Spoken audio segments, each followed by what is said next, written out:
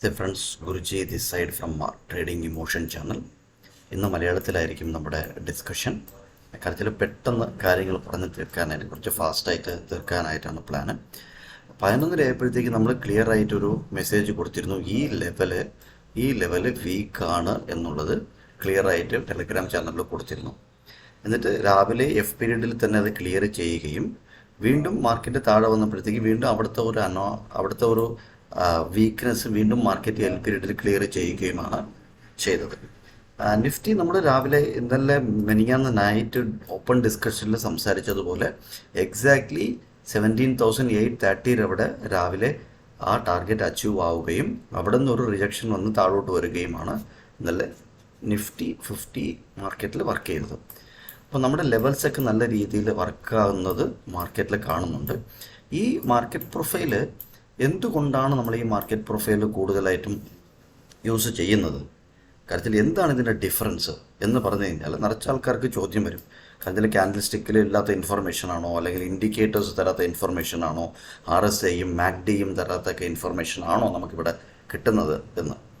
എങ്കിൽ വളരെ വളരെ സത്യമാണ്. അവിടെ ഒന്നും കിട്ടാത്ത ഒരു യുണീക്കായിട്ടുള്ള ഒരു ഇൻഫർമേഷൻ നമുക്ക് മാർക്കറ്റ് പ്രൊഫൈലിൽ കൂടെ ഷെയർ ചെയ്യുന്നുണ്ട്. അതുകൊണ്ടാണ് മാർക്കറ്റ് വീക്കർ ഹാൻഡ്സിൻ്റെ സെല്ലിംഗ് ആണ്, അല്ലെങ്കിൽ ഇമോഷൻ സെല്ലിംഗ് ആണ് നടക്കുന്നത് എന്നുള്ളത് നമ്മൾ ടെലഗ്രാം ചാനലിൽ പോസ്റ്റ് ചെയ്യുന്നത്. അങ്ങനെ ഇമോഷൻ ആണോ, അല്ല ഇവിടെ സ്ട്രോങ് ബയർ ആണോ, എന്താണ് ഇവിടെ ആക്ടിവിറ്റി നടക്കുന്നത്? ബയറും സെല്ലറും ആണ് ഉള്ളത് എന്നുണ്ടെങ്കിൽ ഈ മാർക്കറ്റിൽ എന്താണ് ഇവിടെ നടക്കുന്നത് എന്നുള്ളത് നമ്മൾ കൂടുതൽ നീറ്റായിട്ട് കാണുന്നുണ്ട്. അതേപോലെ പലർക്കും ഈ ട്രെൻഡ് ലൈനൊക്കെ വരയ്ക്കുമ്പോഴത്തേക്കും സംശയം ഉണ്ടാവും, ഇത് സ്ട്രോങ് ആയിട്ടുള്ള സപ്ലൈ ആണോ, ഡിമാൻഡ് സോൺ ആണോ, റെസിസ്റ്റൻ്റ് ആണോ, സപ്പോർട്ടാണോ, ഇങ്ങനത്തെ നിറച്ച് സംശയങ്ങൾ വരും. അതിനെല്ലാം നല്ല നല്ല ക്ലാരിറ്റി മാർക്കറ്റ് പ്രൊഫൈൽ നിങ്ങൾക്ക് പഠിപ്പിച്ചു തരും. ഇമോഷനെ കൺട്രോൾ ചെയ്യാൻ പറ്റും. നിങ്ങളുടെ ട്രേഡിങ് ഒരു ദിവസം 10ഓ 15ഓ ഒക്കെ ട്രേഡ് നിങ്ങൾ എക്സിക്യൂട്ട് ചെയ്യുന്നു എന്നുണ്ടെങ്കിൽ അത് ഇമോഷൻ കൊണ്ടാണ് നിങ്ങൾ ചെയ്യുന്നത്. അല്ലാതെ നിങ്ങൾ സ്കാൽപ്പർ ആണെന്ന് ഒരിക്കലും നിങ്ങൾ വിചാരിക്കരുത്. ഇമോഷൻ കൊണ്ടാണ് അത് നിങ്ങൾ ചെയ്യുന്നത്. അതുകൊണ്ട് ആ ഇമോഷനെ കൺട്രോൾ ചെയ്യാനും മാർക്കറ്റ് പ്രൊഫൈൽ നിങ്ങളെ പഠിപ്പിക്കും. ഇന്ന് എന്താണ് എൻ്റെ ട്രേഡ് സെറ്റപ്പ്? നിഫ്റ്റിയിൽ ഇപ്പം മാർക്കറ്റ് ഓപ്പൺ ആവുന്നത് ഒരു ഗ്യാപ്പ് അപ്പ് ആണ് എന്ന് വിചാരിച്ചോളൂ. ഗ്യാപ്പ് അപ്പ് ആണെങ്കിൽ ഇത് നല്ലൊരു റെസിസ്റ്റൻ്റ് ആണ്, ഈ ഏരിയ നല്ല റെസിസ്റ്റൻ്റ് ആണ്, ഈ ഏരിയ നല്ല റെസിസ്റ്റൻ്റ് ആണ്. അതായത് 17,900 എന്ന് പറയുന്ന ഈ ലെവല് നല്ലൊരു റെസിസ്റ്റൻ്റ് ആണ്. അതേപോലെ ഈ ഇന്നലെ പറഞ്ഞ 17,830 എന്ന് പറയുന്ന ഈ ലെവലും മാർക്കറ്റിനെ സംബന്ധിച്ചിടത്തോളം, നിഫ്റ്റി 50യെ സംബന്ധിച്ചിടത്തോളം നല്ല ഒരു സപ്ലൈ സോണാണ്. അതുകൊണ്ട് തന്നെ ഇൻ കേസ് മാർക്കറ്റ് ഒരു ഗ്യാപ്പ് അപ്പ് ഇതിന് മുകളിൽ കിട്ടി, ഇവിടെ ഒരു അക്സെപ്റ്റൻസോ റിജക്ഷനോ ഉണ്ടോ എന്നുള്ളത് ഞാൻ നോക്കും. 17,900 അവിടെ ഒരു അക്സെപ്റ്റൻസോ റിജക്ഷനോ ഉണ്ടോ നോക്കും. 17,900 അവിടെ ഒരു അക്സെപ്റ്റൻസ് ഉണ്ട് എന്നുണ്ടെങ്കിൽ ഞാൻ അതിനെ നല്ല രീതിയിൽ റൈഡ് ചെയ്യും. ഓൾമോസ്റ്റ് ഈ ഹൈ എത്രയാണ്? 18,000. ഒരു 100 പോയിൻറ്റ്സിൻ്റെ ഒരു റൈഡ്, അല്ലെങ്കിൽ ഈ ക്ലോസ് ഈ ഓപ്പൺ വരയ്ക്കും വേണമെങ്കിൽ നമുക്ക് നോക്കാം. ഓക്കെ, ഇത് വരയ്ക്കും നോക്കാം. 18,000 വരയ്ക്കുമുള്ള ഒരു റൈഡ് മുകളിലോട്ട് കിട്ടാനുള്ള ചാൻസസ് കൂടുതലാണ്. ഇവിടെയും മാർക്കറ്റ് ഒരു അക്സെപ്റ്റൻസ് തന്നു എന്നുണ്ടെങ്കിൽ ഈ ഹൈ വീക്കാണ്. ഇതൊരു റെസിസ്റ്റൻ്റ് അല്ല, ഇതൊരു വീക്ക് ഹൈ ആണ്. മാർക്കറ്റ് ഇവിടെ വന്നിട്ട് വീണ്ടും ഇവിടെ മാർക്കറ്റ് സ്പെൻഡ് ചെയ്തിട്ട് ഒരു പുഷ് തരുന്നു. സ്പെൻഡ് ചെയ്യാതൊരു പുഷ് തന്നാലും എൻ്റെ എസ്സിൽ ഞാൻ ട്രെയിൽ ചെയ്യും ടുവേർഡ്സ് ഈ പുവർ ഹൈ മാർക്കറ്റ് എടുത്ത് കളയുന്നത് കാണാനായിട്ട്. ഇതെന്താണ് ലെവല്? ഈ ലെവല് 18,120 മാർക്കറ്റ് ക്ലിയർ ചെയ്യുന്നത് കാണാൻ പറ്റും. മാക്സിമം അപ്സൈഡ് ഞാൻ മാർക്കറ്റിൽ കാണുന്നത്. അതുകൊണ്ട് തന്നെ ഈ ലെവല് ഇന്ന് ഗ്യാപ്പ് അപ്പ് ആണ് എന്നുണ്ടെങ്കിൽ മാത്രം I will watch this level in Nifty 50 17,900 അവിടെ. ഒരു റിജക്ഷൻ ആണ് അവിടെ നിന്ന് കിട്ടുന്നു എന്നുണ്ടെങ്കിൽ ഒരു PEക്ക് പോകും.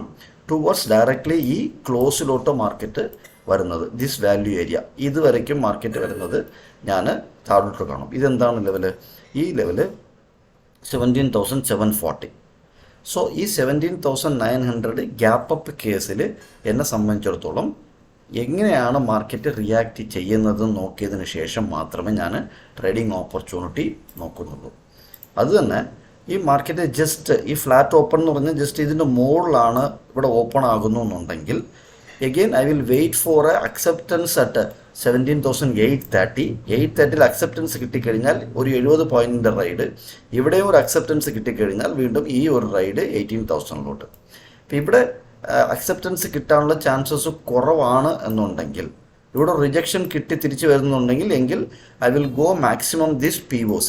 ഒരു റിജക്ഷൻ കിട്ടുന്നുണ്ടൊരു POC, അത് ഈ POCയുടെ ലോ വന്നിട്ട് സ്ട്രോങ് അല്ല.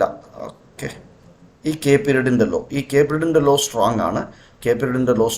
അപ്പം 17,630 വരയ്ക്കും ഞാൻ 630 വരയ്ക്കും റൈഡ് ചെയ്യാനായിട്ട് ശ്രമിക്കും.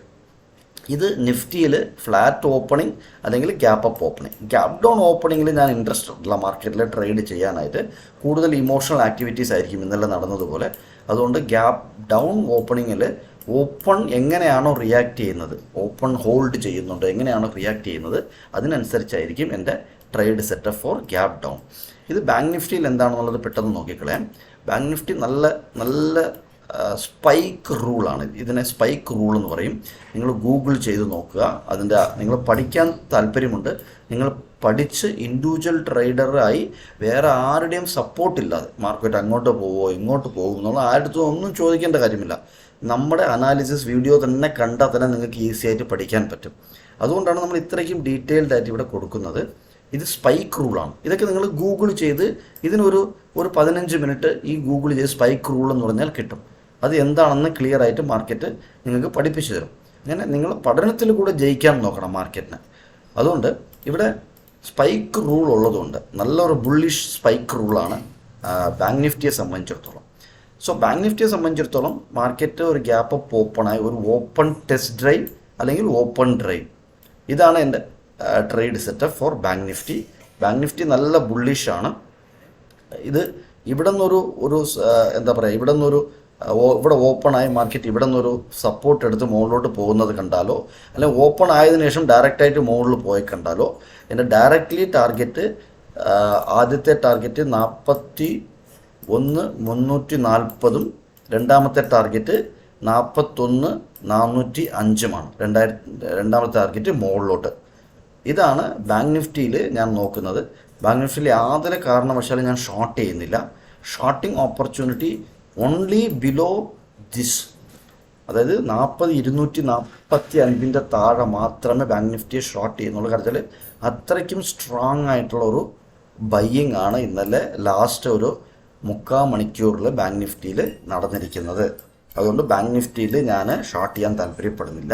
ഗ്യാപ്പ് അപ്പ് ആണെന്നുണ്ടെങ്കിൽ ഇവിടെ എങ്ങാനോ ഓപ്പൺ ആവുന്നു, ഗ്യാപ്പ് അപ്പ് ആണെന്നുണ്ടെങ്കിലും ആ ആദ്യത്തെ ക്യാൻഡലിൻ്റെ ഒരു ലോ ഹോൾഡ് ചെയ്ത് മാർക്കറ്റ് മുകളിലോട്ട് പോകുന്നത് കണ്ടു കഴിഞ്ഞാൽ I will trade on this entry. ഈ എൻട്രിക്ക് മാത്രമേ ഞാൻ നോക്കത്തുള്ളൂ.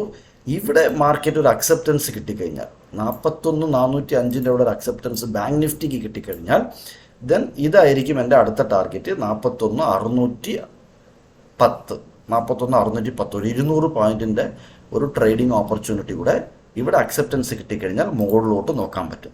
സോ ഗ്യാപ്പ് അപ്പ് ആണെങ്കിലും ഫ്ലാറ്റ് ഓപ്പൺ ആണെന്നുണ്ടെങ്കിലും I am looking up on Bank Nifty. താഴോട്ട് ഞാൻ നോക്കുന്നില്ല. താഴോട്ട് നോക്കണം എന്നുണ്ടെങ്കിൽ only below this L period law.